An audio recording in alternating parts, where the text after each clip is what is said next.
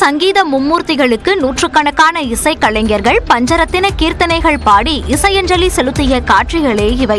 திருவாரூரில் கர்நாடக சங்கீத மும்மூர்த்திகளான தியாகராஜர், ஷியாமா சாஸ்திரிகள் மற்றும் முத்துசுவாமி தீட்சிதர் ஆகியோரின் ஜெயந்தி விழா ஆண்டுதோறும் நடத்தப்படுகிறது. அதன்படி சங்கீத மும்மூர்த்திகள் 258வது ஜெயந்தி இசை விழா ஏப்ரல் 27ஆம் தேதி தொடங்கியது. இந்நிலையில் 100க்கும் மேற்பட்ட இசைக்கலைஞர்கள் பங்கேற்று பஞ்சரத்தின கீர்த்தனைகள் இசைத்து இசையஞ்சலி செலுத்தினர். பஞ்சரத்ன கீர்த்தனைகள் தியாகராஜரோடது ரொம்ப ஒரு ஜெம். இப்போதும் திருவையாறுல பாடுவாங்க. இதற்கு பலதரப்பட்ட ஊர்களில் இருந்தும் இசைக்கலைஞர்கள் தங்களை அர்ப்பணித்துக் கொண்டிருக்கிறார்கள்.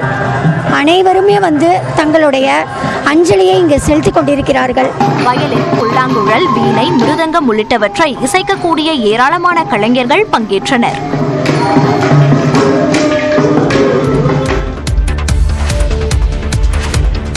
ஈரோடு மாவட்டம் சிவகிரியில் நடந்த இரட்டை கொலை சம்பவத்தை தொடர்ந்து துப்பாக்கி ஏந்திய போலீசார் இரவு முழுவதும் ரோந்து பணியில் ஈடுபட்டனர். விலாங்காட்டு வலசு கிராமத்தை சேர்ந்த முதிய தம்பதி ராமசாமி மற்றும் பாக்கியம் அடையாளம் தெரியாத நபர்களால் படுகொலை செய்யப்பட்ட நிலையில் பல்வேறு அரசியல் தலைவர்களும் இதற்கு கண்டனம் தெரிவித்துள்ளனர். 10.25 சவரன் நகை கொள்ளையடிக்கப்பட்ட நிலையில் இந்த இரட்டை கொலை தொடர்பாக 10 தனிப்படைகள் அமைத்து விசாரணை தீவிரமாக நடந்து வருகிறது. குறிப்பாக சிவகிரி, விளாக்கேத்தி, முத்தூர் சாலை உள்ளிட்ட பகுதிகளில் 100க்கும் மேற்பட்ட சிசிடிவிகளையும் அந்த பகுதியில் ஒரு வாரமாக இயங்கிய செல்போன் சிக்னல்களையும் தொழில்நுட்ப ரீதியாக ஆய்வு செய்து வருகின்றனர். தோட்டத்து வீடுகளில் தனியாக இருக்கும் முதியவர்களை கணக்கெடுக்கும் பணி நடந்து வருவதோடு இரவு முழுவதும் துப்பாக்கி ஏந்திய 35 காவலர்கள் ரோந்து பணியில் ஈடுபட்டனர்.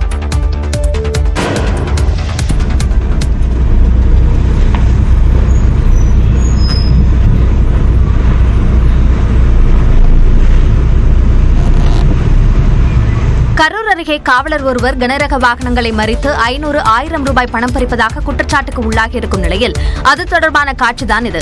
கரூர் மாவட்டம் பாலவிடுதி காவல் நிலைய எல்லைக்குட்பட்ட சேர்வைக்காரன்பட்டி பகுதியில் காவலர் ஒருவர் சொகுசு காரை சாலையோரம் நிறுத்திவிட்டு தனிநபருடன் சேர்ந்து பணம் பறித்ததாக குற்றச்சாட்டு எழுந்த நிலையில் அது தொடர்பான காட்சிகளும் சமூக வலைதளங்களில் பரவி வந்தது.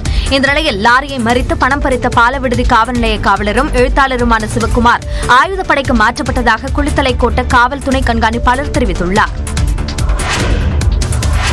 போதைப் பொருள் பயன்படுத்திய நிலையில் தென்னாப்பிரிக்கா வேகப்பந்து வீச்சாளர் கசிகோ ரபாடா இடைநீக்கம் செய்யப்பட்டுள்ளார். நடப்பு ஐபிஎல் தொடரில் குஜராத் டைட்டன் அணிக்காக விளையாடிய ரபாடா கடந்த மாதம் 3ஆம் தேதி திடீரென தென்னாப்பிரிக்காவுக்கு புறப்பட்டுச் சென்றார். சொந்த காரணங்களுக்காக அவர் சென்றதாக கூறப்பட்ட நிலையில் போதைப் பொருள் பயன்படுத்தியதாக அவர் கிரிக்கெட்டிலிருந்து சஸ்பெண்ட் செய்யப்பட்டுள்ளதாக தகவல் வெளியாகியுள்ளது. இதை ரபாடாவே உறுதி செய்து அறிக்கை வெளியிட்டுள்ளார். அதில் கடந்த ஜனவரி மாதம் தென்னாப்பிரிக்காவில் நடைபெற்ற SA-20 போட்டியின் போது உற்சாகம் தரும் போதைப் பொருளை எடுத்துக் கொண்டதாக கூறியுள்ளார்.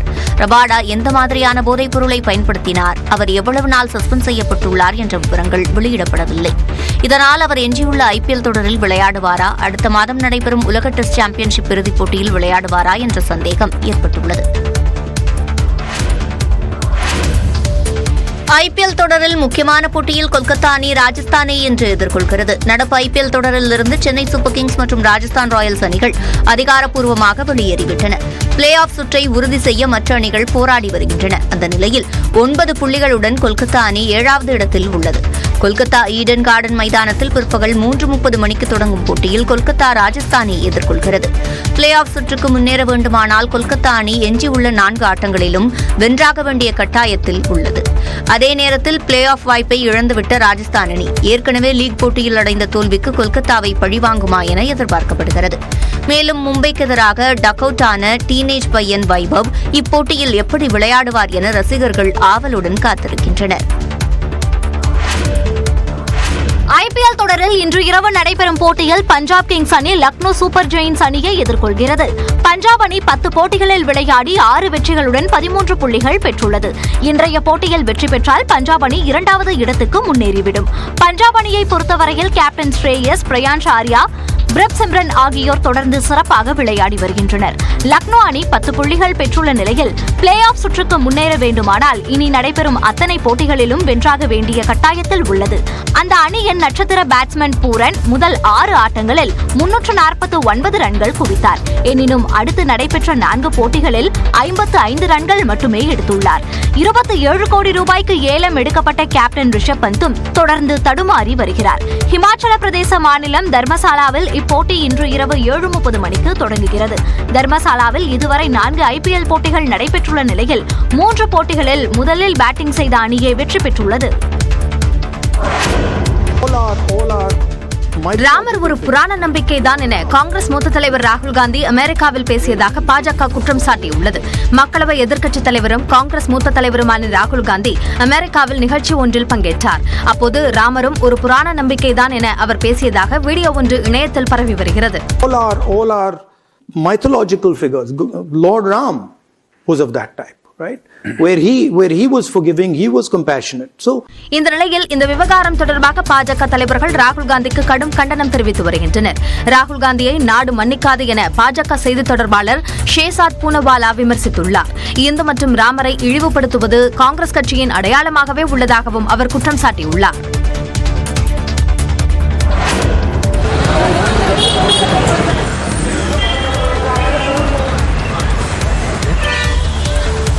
நீலகிரி மாவட்டம் கோத்தகிரி நேரு பூங்காவில் 2.5 டன் காய்கறிகளை கொண்டு அமைக்கப்பட்டுள்ள கண்காட்சியின் அழகிய காட்சிகளே இவை. பச்சை மிளகாய்களால் செய்யப்பட்ட பச்சை கிளிகள், கோவைக்காய், பஜ்ஜி மிளகாய் கொண்டு உருவாக்கப்பட்ட தலையாட்டி பொம்மை, தமிழர்களின் பாரம்பரிய விளையாட்டான சிலம்பத்தை ஆண் பெண் விளையாடுவது போன்ற உருவங்கள் கண்களை கவரும் வகையில் உள்ளன.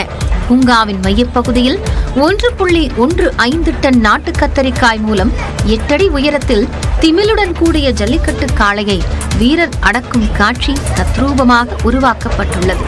வண்ணத்து பூச்சி, மரகத புறா, பாண்டா கரடிகள் போன்றவையும் சுற்றுலா பயணிகளின் கவனத்தை ஈர்த்துள்ளன. நிறைய வெஜிடபிள்ஸ்லாம் தெரியாத வெஜிடபிள்ஸ்லாம் இருக்கு, பார்க்கறதுக்கு நல்லா இருக்கு. கிட்ஸ்லாம் வந்து நிறைய என்ஜாய் பண்ணுவாங்க, நாங்களும் நிறைய என்ஜாய் பண்ணுவோம். விடுமுறை தினம் என்பதால் சுற்றுலா பயணிகள் அதிக அளவில் குவிந்துள்ளனர். தமிழ்நாட்டின் 11 இடங்களில் நேற்று வெயில் 100 டிகிரி ஃபாரன்ஹீட்டுக்கு மேல் கொளுத்திய நிலையில் கோடை காலத்தின் உச்சகட்டமான கத்திரி வெயில் இன்று தொடங்குகிறது. நேற்று மாநிலத்திலேயே அதிகபட்சமாக வேலூரில் 106 டிகிரி ஃபாரன்ஹீட் வெப்பம் பதிவானது. திருத்தணியில் 104 டிகிரி, சென்னை மீனம்பாக்கத்தில் 103 டிகிரி ஃபாரன்ஹீட் வெயில் கொளுத்தியது.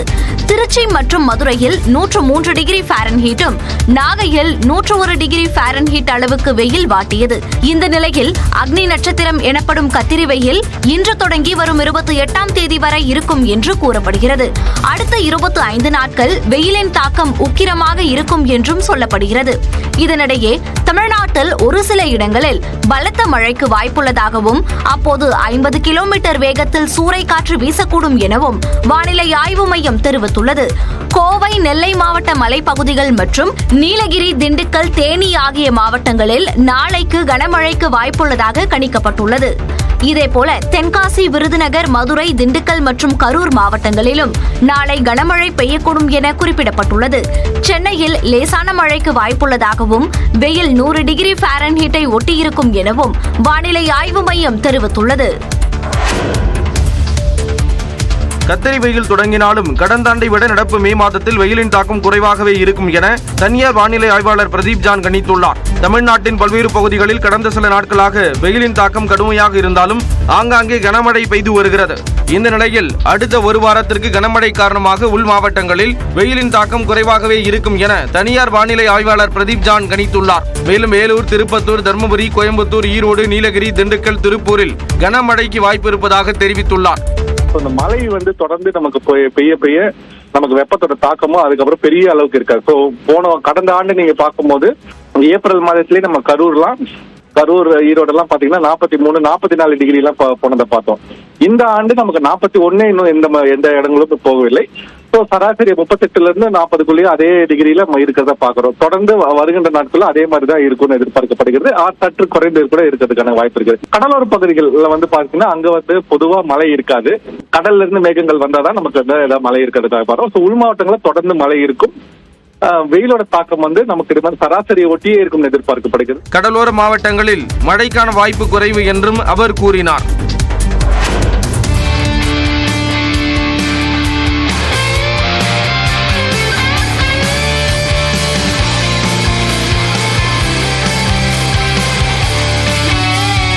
கோத்தகிரி நேரு பூங்காவில் 13வது காய்கறி கண்காட்சி களை கட்டியுள்ளது. நீலகிரி மாவட்டம் கோத்தகிரியில் கோடை விழாவின் முதல் கண்காட்சியாக காய்கறி கண்காட்சி தொடங்கியுள்ளது. 2 நாட்கள் நடைபெறும் இந்த கண்காட்சிக்காக சுமார் 2.5 டன் காய்கறிகளை கொண்டு சுற்றுலா பயணிகளை கவரும் வகையில் பல்வேறு உருவங்கள் உருவாக்கப்பட்டுள்ளன. முருங்கைக்காய் தோகை கொண்ட மயில், பச்சை மிளகாய், கோவைக்காய் கொண்டு வடிவமைக்கப்பட்ட தலையாட்டி பொம்மை, கத்தரிக்காய்களால் ஆன ஜல்லிக்கட்டு காளை, மஞ்சள் பூசணி புலி, முள்ளங்கியால் ஆன பாண்டா கரடி உள்ளிட்டவை பார்வையாளர்களை வெகுவாக கவர்ந்துள்ளன. ஃப்ளவர் ஷோ தான் பார்த்துருக்கோம் வழக்கமாக, அந்த மாதிரி காய்கறி ஷோ பார்த்ததே இல்லை. எல்லாமே ரொம்ப அழகாக டெக்கரேட் பண்ணியிருக்காங்க, ஆர்கனைசேஷனும் நல்லா பண்ணியிருக்காங்க. காளமாடு, டக்ஸு, கிளி வச்சு எல்லாம் டெக்கரேட் பண்ணியிருக்காங்க. ரொம்ப சூப்பராக இருக்குது. நாங்கள் ஃபஸ்ட் டைம் ஃபேமிலியோடு வர்றோம். இவ்வளோ அழகாக நான் பார்த்ததே இல்லை. அவ்வளோ அழகாக ஜல்லிக்கட்டு மாடு, அப்புறம் கிளிகை, நிறைய அனிமல்ஸ் வச்சு பண்ணியிருக்காங்க. கரடி எல்லாம் அவ்வளோ அழகாக பண்ணி வச்சுருக்காங்க. ஃப்ளவர்ஸ் அதை விட சூப்பராக இருக்குது. குழந்தைகளை நல்லா என்ஜாய் பண்ணாங்க. ஜோடி கிளி, மரகத புறா, வண்ணத்து பூச்சி உள்ளிட்ட உருவங்களும் கண்களுக்கு விருந்தளித்தன.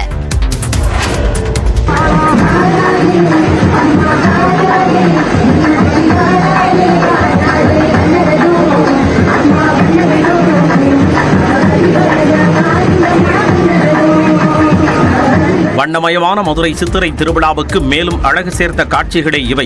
சித்திரை திருவிழாவின் 5ஆம் நாள் விழாவான நேற்று வடக்கு மாசி வீதி ராமாயணச்சாவடி மண்டகப்படியில் இருந்து தங்க குதிரை வாகனத்தில் மீனாட்சியும் சுந்தரேஸ்வரரும் எழுந்தருளினர்.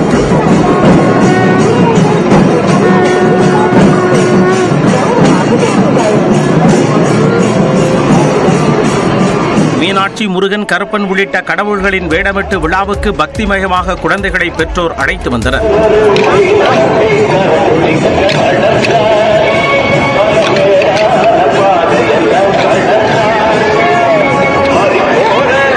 குழந்தைகள் கடவுள் போல வேடமிட்டு வலம் வந்த பக்திமயமான காட்சிகளை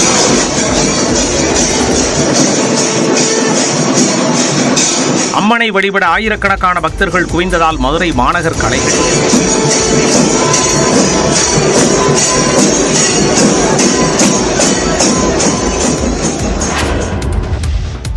ராமநாதபுரம் மாவட்டம் பரமக்குடி அருகே முன்விரோதம் காரணமாக 12 பேர் மீது காரை ஏற்றிக் கொள்ள முயன்றதில் ஒருவர் உயிரிழந்த சம்பவம் அதிர்ச்சியை ஏற்படுத்தியுள்ளது. பரமக்குடி பொன்னையாபுரத்தை சேர்ந்த பிரபு என்பவருக்கும் அம்மன் கோயிலை சேர்ந்த சிலருக்கும் முன்விரோதம் இருந்ததாக கூறப்படுகிறது. இந்த நிலையில் அம்மன் கோயில் பகுதிக்கு காரில் சென்ற பிரபு கிழக்கு கடற்கரை சாலையில் நின்று பேசிக் கொண்டிருந்த 12 பேர் மீது மோதியுள்ளார். இந்த சம்பவத்தில் படுகாயமடைந்த 12 பேரும் மீட்கப்பட்டு ஆம்புலன்ஸ் மூலம் ராமநாதபுரம் அரசு மருத்துவமனை கொண்டு செல்லப்பட்டனர். இதில் ஆபத்தான நிலையில் இருந்த 7 பேர் மேல் சிகிச்சைக்காக மதுரை அரசு மருத்துவமனையில் அனுமதிக்கப்பட்டனர். இதனிடையே படுகாயமடைந்த சாத்தையா என்பவர் ராமநாதபுரம் அரசு மருத்துவமனையில் சிகிச்சை பலனின்றி உயிரிழந்தார். இச்சம்பவத்தை அடுத்து அம்மன் கோவில் கிராமத்தை சேர்ந்த 200க்கும் மேற்பட்டோர் ராமநாதபுரம் அரசு மருத்துவமனையில் குவிந்ததால் பதற்றமான சூழல் ஏற்பட்டது. இதையடுத்து அங்கு காவல்துறையினர் குவிக்கப்பட்டனர். இந்த நிலையில் காரை ஓட்டி வந்த பிரபுவை பிடித்து காவல்துறையினர் விசாரணை நடத்தி வருகின்றனர்.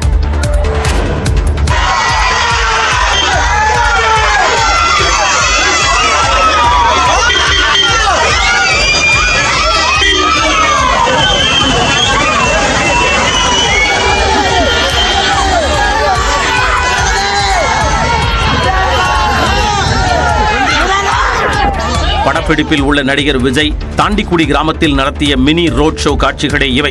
கொடைக்கானல் அருகே உள்ள தாண்டிக்குடி கிராமத்தின் மலைப்பகுதியில் 30 ஏக்கர் பரப்பளவிலான தனியார் நிலத்தில் ஜனநாயகன் படத்தின் இறுதிக்கட்ட படப்பிடிப்பு நடைபெற்று வருகிறது. இதனால் விஜயை காண கொடைக்கானல் மட்டுமின்றி திண்டுக்கல், தேனி மாவட்டங்களைச் சேர்ந்த தாவேகா தொண்டர்களும் ரசிகர்களும் வந்து செல்கின்றனர். இந்நிலையில் 2வது நாள் படப்பிடிப்பு முடிந்து விடுதிக்கு திரும்பும் போது திறந்த வேனில் விஜய் சென்றதால் ரசிகர்கள் உற்சாகமடைந்தனர்.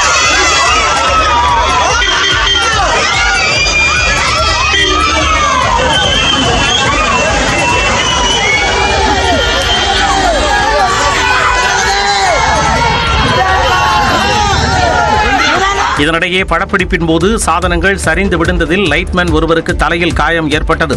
இதனையடுத்து ஆம்புலன்ஸில் அழைத்துச் செல்லப்பட்ட அவருக்கு மருத்துவமனையில் சிகிச்சை அளிக்கப்பட்டது. இந்நிலையில் படப்பிடிப்பு நடைபெறும் தோட்டம் வழியாக அன்றாட பணிகளுக்காக செல்லும் மக்கள்களை பவுன்சர்கள் தடுத்து நிறுத்தியதாக குற்றச்சாட்டு எழுந்துள்ளது. இந்த இடத்தில் ஒரு சாலை மட்டுமே இருப்பதால் தோட்ட தொழிலாளர்களும் வாகன ஓட்டிகளும் அவதியடைந்தனர். திருப்பூர், ஈரோடு, கோவை உள்ளிட்ட மாவட்டங்களில் தோட்டத்து வீடுகளில் தனியாக வசித்து வரும் முதியவர்கள் நகை மற்றும் பணத்திற்காக குறிவைத்துக் கொள்ளப்படும் நிலையில் காவல்துறையினர் முன்னெச்சரிக்கை நடவடிக்கை எடுக்க வேண்டும் என கோரிக்கை வலுத்துள்ளது. தோட்டத்து வீடுகளில் தனியாக வசித்து வரும் முதியவர்களை பாதுகாக்க காவல்துறையினர் ரோந்து பணிகளில் ஈடுபட வேண்டும் என ஈரோடு மாவட்டத்தை சேர்ந்த கிராம மக்கள் கோரிக்கை விடுத்துள்ளனர். ரோட்ல பார்த்தா சுத்துறாங்க, கிராமப்புறம் உள்ள பார்த்தா சுத்துறாங்க. அதனால புது புது முகங்கள் நிறைய வர்றாங்க, வெளிநபர்கள் நிறைய வராங்க. அவங்களெல்லாம் கண்காணித்து கொஞ்சம் ஸ்ட்ரிக்டாக நடவடிக்கை எடுக்கிறதுக்கு தமிழ்நாடு கவர்மெண்ட்டை நாங்கள் கிராமப்புற சார்பாக, விவசாயி சார்பாக நாங்கள் வற்புறுத்தி கேட்டுக்கொள்கிறோம். விவசாய சம்மந்தப்பட்ட பக்கம் எங்களுக்கெல்லாம் தனித்தனி வீடுகளை தான் இருக்கிறோம். அதனால் எங்களுக்கு உரிய பாதுகாப்பு இல்லை. அந்த பாதுகாப்புக்கு போலீஸ்க்கு கொஞ்சம் இன்னும் சப்போர்ட் பண்ணி கொஞ்சம் ரோந்து பணியில் ஈடுபட்டாங்கன்னா நல்லாயிருக்கு. பொதுவான இடத்துல சிசிடிவி கேமரா ஏதாச்சும் வச்சு ஒரு இடத்துல பண்ணால் நல்லாயிருக்கு. ஊருக்குள் புதிதாக நுழைபவர்கள் குறித்து காவல்துறையினர் கண்காணிக்க வேண்டும் எனவும் கேட்டுக் கொண்டுள்ளனர். தங்களது கார் மீது திட்டமிட்டே தாக்குதல் நடத்தப்பட்டதாக மதுரை ஆதீனத்தின் கார் ஓட்டுநரும் குற்றம் சாட்டியுள்ளார். சென்னையை அடுத்த காட்டாங்குளத்தூரில் நடைபெற்ற சரிவு சித்தாந்த மாநாட்டில் பங்கேற்ற பிறகு மதுரை ஆதீனமும் அவரது கார் ஓட்டுநரும் கூட்டாக செய்தியாளர்களை சந்தித்தனர். அப்போது வாகன பதிவெண் இல்லாமல் வந்த வாகனம் தங்களது கார் மீது மோதியதாக கூறினர்.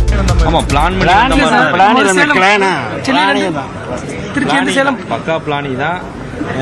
ஏன்னா உங்களுக்கு வந்த வேகம் அப்படி இருந்தது. இன்னொன்று பேரிகார்டு இருக்கு, கார்ல நம்பர் பிளேட்டே கிடையாது. ஸோ நம்பர் பிளேட் இல்லாதனாலதான் எங்களுக்கு சந்தேகமே ஏற்படுது. உங்க தரப்புல இருந்து புகார் கொடுக்கப்பட்டிருக்கா காவல் நிலையத்தில்? நாங்கள் ஒன்றும் புகாரும் கொள்ளல, தெரியப்படுத்திருக்கோம். நாங்கள் புகார்ல சிவகவர்மெண்ட் விட்டுட்டோம். இன்னும் கொஞ்சம் தவறி இருந்தால் தீர்த்து. கார்ல நம்பர் பிளேட் இல்லை சார், பக்கா பிளானிங். கார்ல நம்பர் பிளேட் இல்லை, ஒரு பேரிகார்டை தடுத்து மீறி இடிக்கணும். அதாவது 2 பேரிகார்டு இருக்கு, அந்த பேரிகார்டை உடைச்சு சன்னிதானத்தோடைய காரை மோதக்கூடிய ஒரு வகையில ஏற்படுத்துறாங்கன்னா இது திட்டமிட்ட சரிதான். இதனிடையே இந்த சம்பவம் தொடர்பாக எந்தவித புகார்களும் வரவில்லை என காவல்துறையினர் தெரிவித்துள்ளனர். மகனும் மருமகளும் சேர்ந்து வாழ்வார்கள் என்று சொன்ன குறி பலிக்காததால் நெல்லையில் பூசாரி அரிவாளால் வெட்டப்பட்ட சம்பவம் அதிர்ச்சியை ஏற்படுத்தியுள்ளது. நெல்லை மாவட்டம் கண்டியேப்பேரி பகுதியை சேர்ந்த மணிகண்டன் என்பவர் கோயிலில் சாமியாடி குறி சொல்லி வருகிறார். இவரிடம் தூத்துக்குடி மாவட்டம் முரப்பநாடு பகுதியை சேர்ந்த மலையாண்டி என்பவர் தனது மகனும் மருமகளும் கருத்து வேறுபாடு காரணமாக பிரிந்து இருப்பதாகவும் அவர்களை சேர்த்து வைக்க பிரார்த்தனை செய்ய வேண்டும் என கேட்டதாக கூறப்படுகிறது. இதையடுத்து கோயிலில் நடைபெற்ற பூஜையில் மணிகண்டன் சாமியாடி 1 மாத காலத்திற்குள் மகனும் மருமகளும் சேர்ந்து விடுவார்கள் என்று கூறியதாக தெரிகிறது.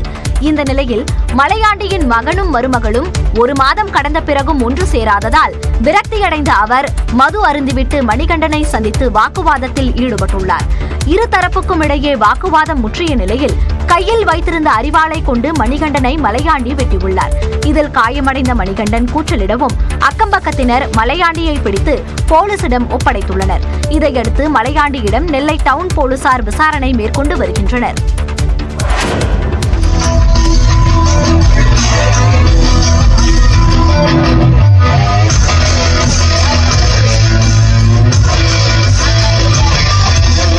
புதுச்சேரியில் நடந்த ஆணழகன் போட்டியில் இளைஞர்கள் ஆர்வத்துடன் பங்கேற்று போஸ் கொடுத்த காட்சிதான் இது.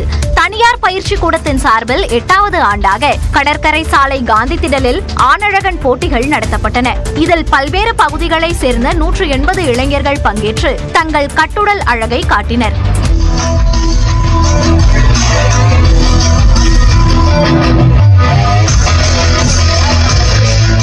உடல் கட்டு, உடல் எடை, வயது உள்ளிட்ட பல்வேறு பிரிவுகளில் நடத்தப்பட்ட போட்டியில் இசைக்கு ஏற்ப இளைஞர்கள் வெளிப்படுத்திய அசைவுகள் கைத்தட்டல்களை அள்ளி குவித்தது. வெற்றி பெற்ற வீரர்களுக்கு பரிசுகளும் சான்றிதழ்களும் வழங்கப்பட்டன. தமிழ் மொழி மற்றும் தென்னிந்திய அரசர்கள் தொடர்பாக பள்ளி பாடப்புத்தகங்களில் போதிய பாடங்கள் இடம்பெறவில்லை என நடிகர் மாதவன் குற்றம் சாட்டியுள்ளார். இதுகுறித்து சமீபத்தில் பேட்டியளித்த மாதவன், தாம் படித்த காலத்திலேயே முகலாயர்கள், ஹரப்பா, முகஞ்சதரா குறித்து 10 பாடங்கள் இருந்ததாகவும், சேர, சோழ, பாண்டிய, பல்லவர்கள் தொடர்பாக ஒரு பாடம் மட்டுமே இருந்ததாகவும் தெரிவித்துள்ளார். 800 ஆண்டுகளாக ஆட்சி செய்த வெள்ளையர்கள், முகலாயர்கள் குறித்து விரிவான பாடங்கள் இடம்பெற்ற நிலையில் 2400 ஆண்டுகளாக ஆட்சி செய்த சோழர்கள் குறித்து ஏன் விரிவாக பாடப்புத்தகத்தில் இடம்பெறவில்லை என அவர் கேள்வி எழுப்பினார். அவர்களின் ஆட்சியின் போது கடல் வழி வணிகம், கோவில் கட்டப்பட்டது, சீனாவில் ஜெயின், இந்து, புத்த மதங்கள் பரவியது குறித்து பாடப்புத்தகங்களில் இல்லை என்றும், கொரியர்கள் பாதி தமிழை பேசுகிறார்கள், அந்த அளவுக்கு நம் மொழி பரவி இருந்ததாகவும் அவர் கூறினார். ஆனால் தற்போது NCERT புத்தகத்தில் முகலாயர்கள் குறித்த பாடங்கள் சில நீக்கப்பட்டு அரசின் திட்டங்கள், கும்பமேளா தொடர்பான பாடங்கள் சேர்க்கப்பட்டதை பலர் விமர்சிப்பது குறித்து பேசியுள்ள மாதவன், நமது வரலாற்றை பாடப்புத்தகத்தில் சேர்ப்பதில் என்ன தவறு என்றும் கேள்வி எழுப்பினார். திமுக மாவட்ட செயலாளர்கள் சிலரின் செயல்பாடுகளில் தனக்கு அதிருப்தி இருப்பதாக அக்கட்சியின் தலைவர் முதலமைச்சரான மு க ஸ்டாலின் தெரிவித்துள்ளார். சென்னை அண்ணா அறிவாலயத்தில் நடந்த கூட்டத்தில் கட்சி நிர்வாகிகளுக்கு பல்வேறு அறிவுரைகளை முதலமைச்சர் வழங்கினார். அப்போது திமுக அரசின் சாதனைகளை மக்களிடம் கொண்டு செல்ல வேண்டிய பொறுப்பு நிர்வாகிகளுக்கு இருப்பதாக தெரிவித்தார். திமுகவில் அமைப்பு ரீதியாக ஒன்றியங்கள் பிரிக்கப்பட்டு வரும் நிலையில் அதன் பட்டியலை மே 7ஆம் தேதிக்குள்ளும், சார்பு அணியில் மாற்றங்கள் ஏதேனும் செய்ய வேண்டியிருந்தால் அதற்கான பட்டியலை மே 15ஆம் தேதிக்குள் தலைமைக்கு அனுப்பி வைக்க வேண்டும் என்றும் கூறினார். மாவட்ட செயலாளர்கள், அமைச்சர்கள் தங்களுக்கு ஒதுக்கப்பட்டுள்ள பணிகளில் கவனம் செலுத்த வேண்டும் என அறிவுறுத்திய முதலமைச்சர், சரியாக செயல்படாதவர்கள் மீது நடவடிக்கை எடுக்கப்படும் என்று எச்சரித்ததாக கூறப்படுகிறது. சமூக வலைதளங்களில் நிர்வாகிகள் பொறுப்புணர்ந்து செயல்படவும், கேமராக்கள் நம்மை சுற்றி இருப்பதை அறிந்து பொறுப்புணர்வுடன் பேச வேண்டும் என்று முதலமைச்சர் அறிவுறுத்தினார். சிங்கப்பூரில் நடந்த பொதுத் தேர்தலில் ஆளுங்கட்சியான மக்கள் செயல் கட்சி பெரும்பாலான இடங்களில் வெற்றி பெற்று ஆட்சியை தக்க வைத்துக் கொண்டது. மொத்தமுள்ள 97 நாடாளுமன்ற உறுப்பினர்களை தேர்வு செய்வதற்காக சனிக்கிழமை வாக்குப்பதிவு நடைபெற்றது. 26 லட்சம் வாக்காளர்கள் தங்கள் ஜனநாயக கடமையை நிறைவேற்றினர். 1965ஆம் ஆண்டுக்கு பிறகு சிங்கப்பூரில் PAP எனப்படும் மக்கள் செயல் கட்சியே தொடர்ந்து ஆட்சி செய்து வருகிறது. மக்கள் செயல் கட்சி, உழைப்பாளர் கட்சி இடையேதான் போட்டி நிலவியது. வாக்குப்பதிவு நடந்து முடிந்த நிலையில் வாக்கு எண்ணிக்கை உடனடியாக தொடங்கியது. பதிவான வாக்குகள் எண்ணப்பட்டதில் போட்டியிட்ட 92இல் 87 இடங்களை ஆளுங்கட்சியே மீண்டும் கைப்பற்றியுள்ளது. பிரதமர் லாரன்ஸ் வாங் மீண்டும் பிரதமராக அடுத்த 5 ஆண்டுகள் பதவியில் இருப்பார். சிங்கப்பூரில் 60 ஆண்டுகளுக்கு மேலாக ஆட்சியில் நீடிக்கும் ஆளும் கட்சி தற்போது மீண்டும் வெற்றி பெற்றிருப்பது குறிப்பிடத்தக்கது. சீனாவில் மே தின விடுமுறை நாட்களையொட்டி சுற்றுலா பயணிகள் பிரபல சுற்றுலா மையங்களுக்கு அதிக அளவில் படையெடுத்தனர்.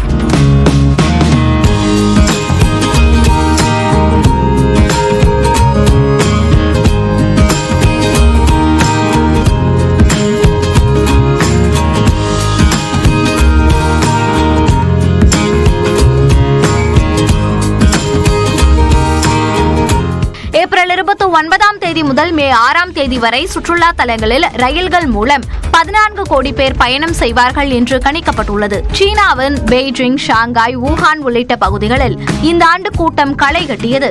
சுற்றுலா பயணிகளை மகிழ்விக்கும் வகையில் கண்கவர் வானவேடிக்கை நிகழ்ச்சிகளும் நடைபெற்றன.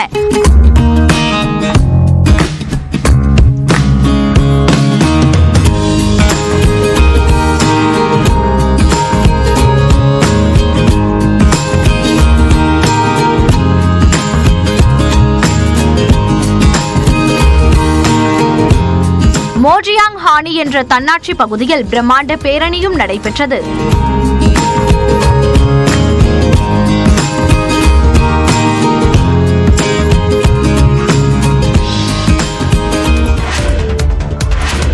IPL-இல் பெங்களூரு அணிக்கு எதிரான போட்டியில் CSK போராடி தோல்வியடைந்தது. பெங்களூரு சின்னசாமி மைதானத்தில் நடந்த போட்டியில் 5 சிக்ஸர் 5 4களுடன் 62 ரன்கள் விளாசிய விராட் கோலி சென்னை அணியை பதம் பார்த்தார். கடைசி நேரத்தில் களமிறங்கிய ரெமோரியோ ஷெப்பர்ட் களமிறங்கி வானவேடிக்கை நிகழ்த்தினார். குறிப்பாக சென்னை வீரர் கலீல் அகமது வீசிய 19வது ஓவரில் 4 சிக்ஸர்களுடன் 33 ரன்களை குவித்த ஷெப்பர்ட் 14 பந்துகளில் 53 ரன்கள் விளாசினார். இதன் மூலம் சென்னை அணிக்கு 214 ரன்கள் இலக்காக நிர்ணயிக்கப்பட்டது. இது சீசனில் கடந்த 10 ஆட்டங்களில் ஒன்றில் கூட 200 ரன்களை தொடாத சென்னை அணி இந்த ஆட்டத்தில் வெற்றி பெறுமா என்ற கவலையில் CSK ரசிகர்கள் இருந்தனர். ஆனால் CSK அணியின் இளம் வீரர் ஆயுஷ் மாத்ரே 48 பந்துகளில் 9 பவுண்டரிகள் 5 சிக்ஸர்களை பறக்கவிட்டு அதகடப்படுத்தினார். சதம் அடிப்பார் என எதிர்பார்க்கப்பட்ட ஆயுஷ் மாத்ரே 94 ரன்களில் வெளியேறினார். இதனால் CSK ரசிகர்களுக்கு நம்பிக்கை ஏற்பட்ட நிலையில் மற்ற வீரர்கள் பெரிதாக ஜொலிக்காததாலும் கேப்டன் தோனி 12 ரன்களில் வெளியேறியதாலும் கடைசி கட்டத்தில் பரபரப்பு ஏற்பட்டது. கடைசி ஓவரில் 15 ரன்கள் தேவைப்பட்ட நிலையில் நோபாலாக வீசப்பட்ட 4வது பந்தை சிவம் துபே சிக்ஸருக்கு விளாசி எதிர்பார்ப்பை எகிரச் செய்தார்.